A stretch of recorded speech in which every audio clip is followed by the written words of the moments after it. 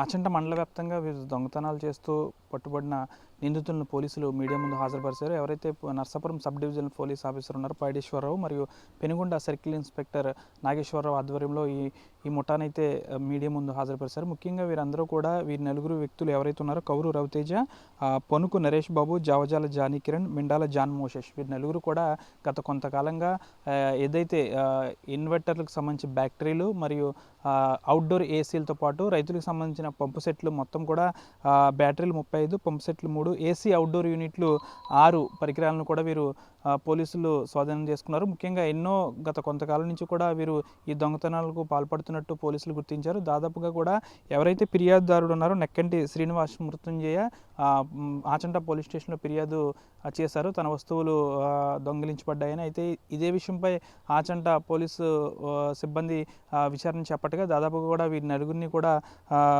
పట్టుకున్న పరిస్థితి. ఈ నలుగురు కూడా గత కొంతకాలం నుంచి కూడా ఇదే పని చేస్తున్నట్టయితే పోలీసులు గుర్తించారు. అయితే వీరి నలుగురిని ఆచంట ఎస్ఐ ఎవరైతే రాజ్ కుమార్ ఉన్నారో అతని నేతృత్వంలో గాలింపు చర్యలు చేపట్టగా వీరి నలుగురు కూడా పోలీసులకు పట్టుబడ్డారు. ఈ రోజు Narsapuram sub divisional police officer ఎవరైతే ఉన్నారో పైడేశ్వరరావు ఆధ్వర్యంలో ఆచంటలో ప్రెస్ మీట్ కూడా నిర్వహించారు. ముఖ్యంగా గత కొంతకాలంగా వీరి దొంగతనాలకు పాల్పడుతున్నట్టు పోలీసులు గుర్తించారు. దాదాపు ఈ 3 పరికరాలకు సంబంధించి విలువ దాదాపు 3 లక్షలకు పైగా ఉంటుందని అయితే పోలీసులు ధృవీకరించారు. గత కొంతకాలంగా ఇదే పని చేస్తున్నట్టయితే పోలీసులు మీడియా ముందు వెల్లడించారు. వీరిని కోర్టుకు కూడా హాజరుపరుస్తున్నట్లయితే తెలిపారు. అయితే ఈ కేసులో ప్రతిభ చూపించిన ఆచంట పోలీసు అధికారులు ఎవరైతే ఉన్నారో ఎస్ఐ రాజ్ కుమార్ మరియు కానిస్టేబుల్ని కూడా పోలీసు ఉన్నతాధికారులు అయితే ప్రశంసించారు.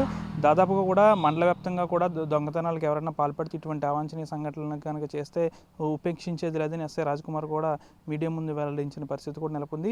ఎవరైతే ఈ కేసులో ప్రతిభ చూపిన పోలీసు ఉన్న అధికారులు ఉన్నారో వాళ్ళందరికీ కూడా ప్రశంసా పత్రాలను కూడా ఈ కార్యక్రమంలో అయితే ఇచ్చిన పరిస్థితి నెలకొంది. వీడియో జర్నలిస్ట్ శేఖర్తో మనోజ్ RTV పశ్చిమ గోదావరి నుంచి.